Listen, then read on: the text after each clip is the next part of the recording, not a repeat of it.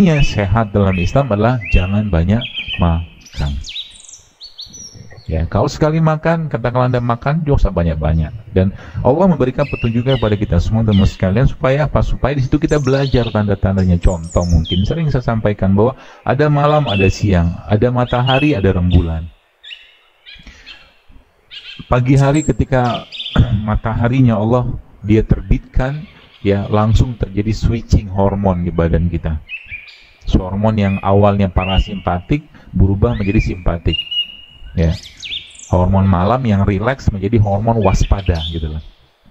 Maka itu saat yang kita mulai beraktivitas. Ya. Di situ Allah memberikan tanda-tanda lagi kepada kita semua. Bagaimana Nabi SAW mengajurkan kepada kita semua tentang bagaimana makan, bagaimana sarapan, bagaimana katakanlah hal-hal yang lain. Contoh, jadi kalau Anda yang masih pagi banyak-banyak makan, saran saya sih jangan banyak-banyak. Ya. Pagi-pagi jangan banyak-banyak makan. Karena pagi bukan waktu yang tepat untuk banyak makan. Ya, kenapa? Yang saya pahami, ya mungkin kalau berbeda nggak apa-apa. Ada hormon yang ada pagi hari itu hormon grelin namanya, hormon lapar itu memang di pagi hari itu jumlahnya sedikit banget, nggak banyak. Jadi pagi jangan banyak-banyak makan, sedikit secukupnya aja, dan makan pun berkualitas, sedikit tapi berkualitas. Ya. Jadi Anda minum madu 1 sendok, minum zaitun, atau makan beberapa potong buah, minum segelas air hangat, atau Anda minta bikinkan istri kalau sudah punya. Iya, kalau sudah punya istri minta dibikinkan mungkin jahe dikasih air panas, kasih jeruk nipis sedikit, atau mungkin serai, kasih kunyit, kasih jeruk nipis, kasih madu, udah cukup. Buat siang, bahkan buat sampai sore. Jadi sudah saatnya Anda mengucapkan selamat tinggal kepada abang bubur ayam, abang bakso, abang apa, nasi uduk itu yang pagi-pagi. Kalau mau sehat, kalau mau nggak sih? Jangan sedih gitulah. Sedih banget nggak ketemu lagi sama mereka gitu kan? Ya. Lihat aja apa yang terjadi. Tubuh Anda kan jadi gini, dokter yang terbaik itu tubuh kita teman sekalian. Dia lebih tahu daripada dokter manapun. Asal apa? Asal jangan bebankan dia dengan hal-hal yang memberatkan badannya. Udah tahu katakanlah badan sudah berlimpah rezeki lemak maksudnya. Ya, udah berlipat-lipat sana sini gitu kan. Wajah sudah membulat. Ya, masih juga makan yang kalori tinggi. Udah ngerti harus mengurangi nasi, kenapa harus makan nasi lagi gitu kan?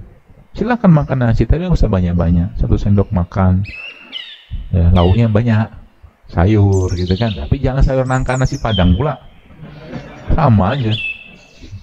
Ya. Santan kan favorit. Ya, nggak apa-apa makan nasi padang. Di rumah makan padang banyak kok yang sehat. Sayurnya misalkan kan, misal timun, singkong gitu kan. Gak apa-apa makan itu ya. Makan itu yang banyak, nanti habis itu bawa rujak ke situ, kenyang kan, keluar dari restorannya.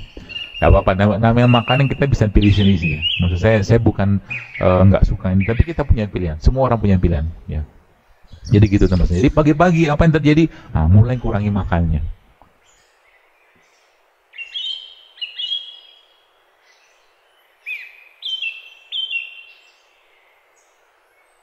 Jadi tadi polanya gimana? Kita kenal dulu ya apa yang bikin masalah tadi. Selanjutnya gimana? Kita tahu yang dibutuhkan tubuh kita itu apa. India adalah negara yang paling banyak penduduknya di dunia. Betul? Kenapa bisa banyak? Karena rahim wanita di sana subur dan spermanya laki-laki di sana juga subur. Kenapa? Karena banyak masalah. Masalah itu nggak pakai H. Masalah itu bumbu. Maka apapun yang mereka lakukan, mereka pasti akan pakai bumbu, dibumbui semua. Kita yang kurang sekarang di situ. Jadi caranya gimana memperbaiki ini? Maka ketika nanti di sini mungkin ada catering yang bikin supnya dibanyakin bumbu. Bumbunya kayak apa? Misalkan gitu kan, ada misalkan ada bukan sup lah ya, ada jahe kayak begini, kemudian ada kunyit kayak begini, atau ada lengkuas kayak begini, atau mungkin ada kayu manis misalkan. Kalau minum atau makan itu kuahnya diminum, karena di situ bumbunya. Dan kalau kita lihat kata apa kata Allah dalam Al-Quran, Allah bilang gini, dan istrimu ladang bercocok tanam, kata Allah, kan gitu. Ibarat kata tuh dia seperti lahan pertanian.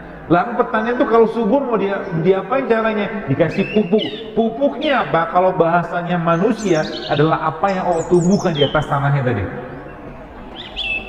Indonesia 350 tahun dijajah dengan apa? Dijajah Belanda karena ngambil apa? Karena ngambil rempah.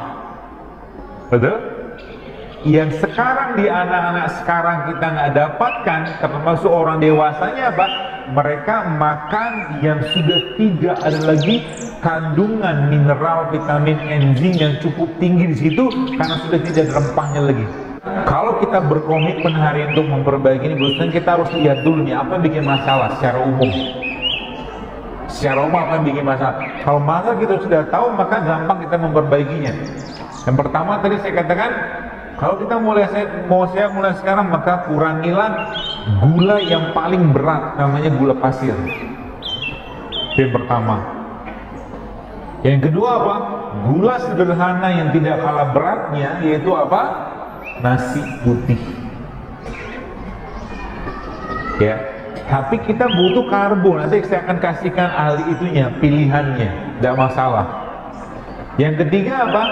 Kita tidak butuh banyak tepung-tepung yang gluten, yang indeks glikemiknya tinggi, yaitu tepung dari terigu. Kita nggak butuh banyak itu. Yang keempat apa? Minyak. Orang tua kita zaman dulu menggoreng yang pakai minyak kelapa, zaman sekarang gorengnya pakai minyak sawit. Betul? Minyak sawit kena panas, lemak dia teroksidasi. Jadi trans fat namanya. Ya, itu 4 itu dulu. Artinya sekarang beberapa yang saya perhatikan, beberapa jamaah-jamaah itu ketika mulai mereka mengurangi ini semua, tapi itu hasil subhanallah, berat badan turun, ngantuannya hilang. Ya, pelan-pelan itu. Kenapa? Karena mereka bikin, kalau bahasa saya itu bikin berat di badan gitu.